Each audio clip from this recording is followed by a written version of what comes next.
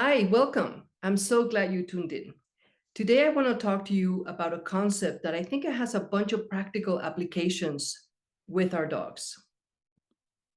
Contra free loading. So what does contra free loading means?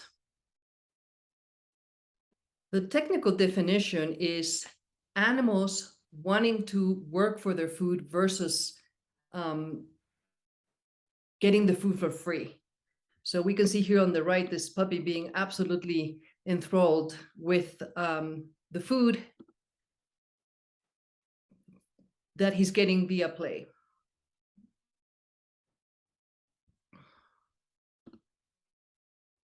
So before we know how we can apply this concept in our life with our dogs, let's find out a little bit about who dogs are. Let's look at them from an ethological perspective, say. So our dogs are scavengers. A scavenger, by definition, is going to procure food that maybe it has not killed itself, something that they found, they're just going to have it. They're also opportunistic feeders.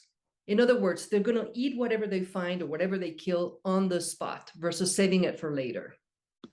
And finally, they're a predator. So predation is a very interesting concept. Let's find a little bit more about it. It's a sequence of behaviors to procure food. So it's not just one simple behavior, straightforward. There's a lot of little moving parts to it, that we can take advantage of these little moving parts of these behaviors in how we engage with our dogs. And I'll explain a little further. So let's look at these parts. First, we have the search. And of course, mainly they're using their nose in order to find the prey. The stalk, which is kind of that silky way of approaching, very sneaky. They don't want to be caught hunting, obviously. The rush, in the event that the prey starts moving away from them, they're going to rush towards them in order to catch them. The chase, again, if the prey is starting to move away, they're going to chase, speed up in order to get their prey. Then we have the bite, hold, shake, and kill. And finally, the dissect, so tearing apart the meat, basically, and then eat it or consume it. So how can we embrace contra free loading in our day-to-day life? Well, this is what this presentation is about. What we want to do first is replace the food bowl when feeding our dog. That really does not provide our dog with a lot of opportunities to acting like a dog. They're just eating out of their food bowl. It takes a couple of seconds, done. Not a lot of fun, not a lot of stimulation. Instead, what we want to do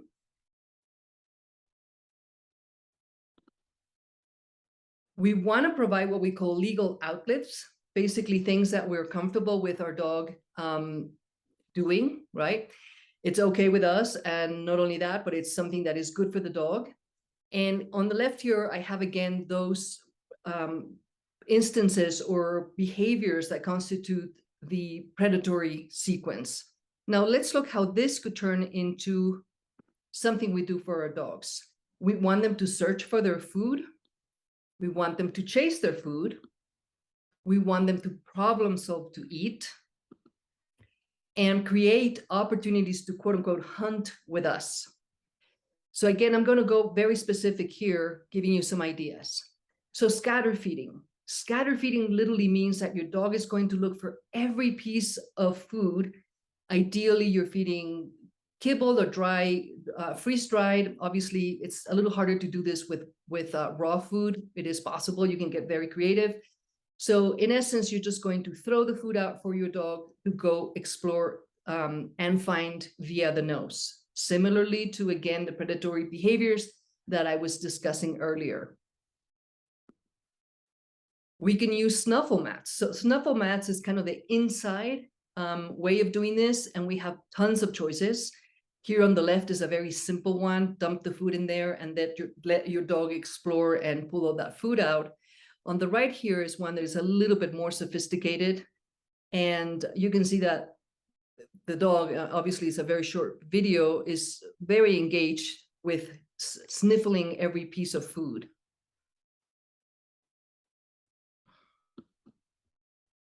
Another option, which I really like, is getting creative with anything, any item. that your dog can explore or find food that is safe for your dog. So let's watch this video. You see how engaged Stig is, just looking for the pieces of food that I throw in. Notice that he's going to get distracted. He hears a sound, and then he goes back immediately to the food. Puzzle toys, great for problem solving. So let's look at some options. What I call toys or animal parts, such as a trachea or a marrow bone that has been emptied out that you can fill in. I personally like to put in there sardines for my dogs, or maybe some cottage cheese with sardines, and then I freeze them, and they think I'm an amazing cook. They love it. Or you can get a toy that, again, has enough room in it so that you can put the whole amount of your dog's food. So you might need a couple of toys versus just one toy, which is great. It's more fun for the dog. And you can combine them. You can put either dry food. You can do a mix where you have the dry with the wet. Is that how you're feeding? Or even raw food can go into a lot of these toys.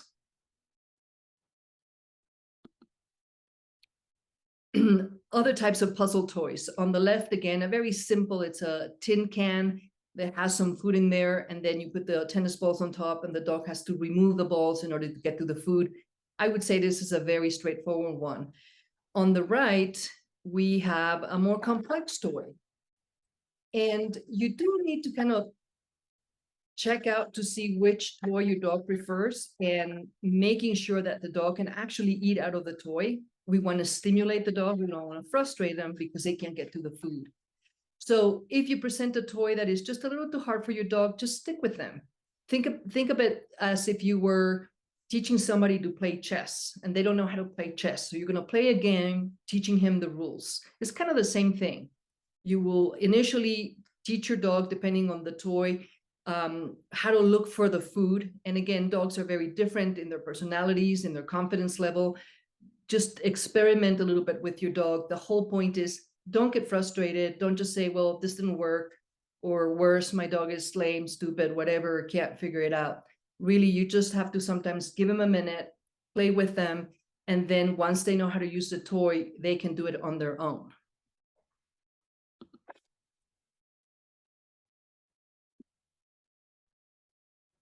Provide relaxation and mental stimulation at the same time. So let's look at some of our options here. Leaky mats. I love leaky mats. They will replace the food bowl.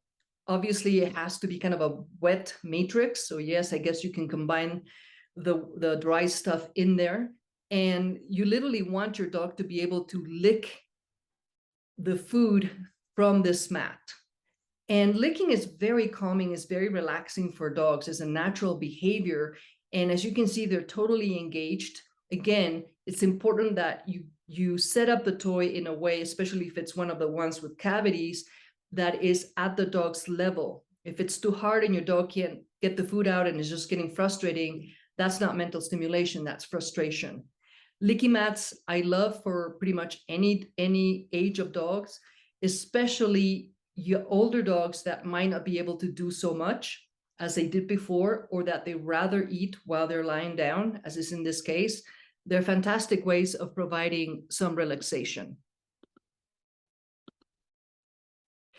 How about using movements and different delivery of food?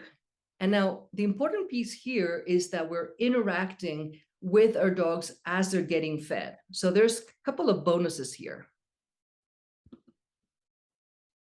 So this is what I call interacting hunting games, right? We are participating in the activity of our dogs eating.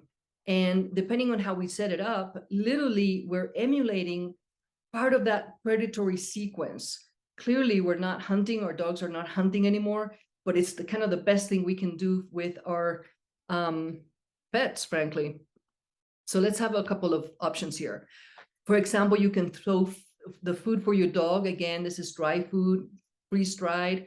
Yes, you can throw something that contains raw if that's how you're feeding. And then your dog is going to go and search it, run towards it. What makes it quite interesting is that it becomes very unpredictable. Your dog doesn't know where the food is going to land. And that is super exciting for dogs. Movement is a big part of predatory behavior. So here, again, the way we're feeding the dog is emulating some of the behaviors that they are engaging in naturally. Throwing food for your dog to catch, again, movement, unpredictability. You do have to be careful. Obviously, if you're feeding this way, you want to make sure that your dog sees the food first. You're holding it in your hand as you're going to toss. And I normally say catch and then throw the food. I make sure that the dog is looking at the food so that they can catch at the front of their mouth and not choke. Airplane. Trainers, we love this one because it provides mental stimulation and at the same time, it helps with impulse control. You have your dog standing, sitting, it doesn't really matter. You're holding a piece of food high and you're going to lower it very slowly to your dog's mouth. If your dog tries to jump up to get the food, you just bring it up again and set it up again. And depending on how well your dog is doing, they learn very quickly that if they stay still, they're going to get through the food faster. And again, provides great stimulation. You can do a meal that way, of course, and you can combine them. Training games in close proximity with us. So whenever we can do work with our dogs that involves us, that is a huge bonus. Many times people complain that their dogs kind of blow them off, that they get distracted away from them, that they can't get their attention. And I would argue to those people that if they would spend more time engaging their dogs in fun, whatever that means to you and to your dog, you're going to get a dog that is more willing to search you because you're fun. So combine now feeding with games. And there's gazillion things one can do, teach their dogs. Some of them could be a little complex. Some of them don't have to be complex in order for us to spend this quality time with our dogs and making ourselves interesting to our dogs. Fitness. I do a ton of fitness as part of my business. I do it with my dogs regularly. And this is how they get a lot of their food. Basically, when we're doing fitness, this is how they're going to get their chow for that day. Hide and seek. Think about it. We can do, again, an interactive thing where we can hide the food for the dog. Again, depending on the level of intricacy, some dogs are very keen, will immediately spot the food. Some others, we have to start very slow, maybe making sure that they can see where we're putting the food. So you just have to be patient, experiment a little bit, but keep at it. Your dog will get better. And then you could just ask your dog to wait somewhere, maybe put it in another room. When you're ready, find it. And the idea here, you're going to go with your dog to get the food. So it's different from the scattered feeding that you're just tossing and your dog is going at it. This is something where, again, you're kind of hunting together. You are participating in this activity. Food delivery using training aids. There's so many of these training aids, and I would argue that they're actually quite wonderful to really take a deep dive and look at the different options. I have used them, for example, when I'm doing cavalettes with dogs, and I can set them up in different places for the dog to get fed without me having to go there necessarily. If you're having a dog that has issues staying away from you because they get a little nervous, they want to be next to you, I have used them successfully, teaching dogs to stay in one place as the owner is moving around, giving the experience that being on their own is actually good for them because they're getting fed that way. So again, the sky is the limit on this. So I suggest you explore the many options. Now, what happens if you have more than one dog? Does it mean that you can't do these games? And I would say absolutely not. You can totally do these games. Yes, you need to be cautious. You need to set it up in a way that is not going to get your dogs into trouble. So let's look at how that would look. First, you want to have a plan. Know which one of your dogs is going to be doing which activity for that particular meal. And where is that activity going to take place? So maybe it's going to be one of the dogs is going to be in the backyard and the other one is going to be inside in another room, and one is doing scattered feeding and the one inside is doing a dog with a cavity. And the next day you can swap around. You can rotate dogs, you can rotate activities. If it becomes a little bit overwhelming for you, just start with one dog. and get that dog going, get a little confident with your own program, and then you start incorporating your second, third, however many dogs you have in the different activities. And you will find that before long, you will have a program that is running so smoothly and you're getting so much benefit from it, and your dogs are as well. It's important, even though a lot of these ideas are absolutely safe, or I would say all of them are very safe, that you do take responsibility to making sure that what you're doing works for your household, it works for your dogs, that you are being mindful when you're giving your dog a new chew or a new toy, that you know exactly how they're going to interact with that, because they are different. So I hope that you found these ideas clever. I hope that you will give them a go. Let me know how it goes for you. And thank you for tuning in. I hope to see you next time. Bye-bye.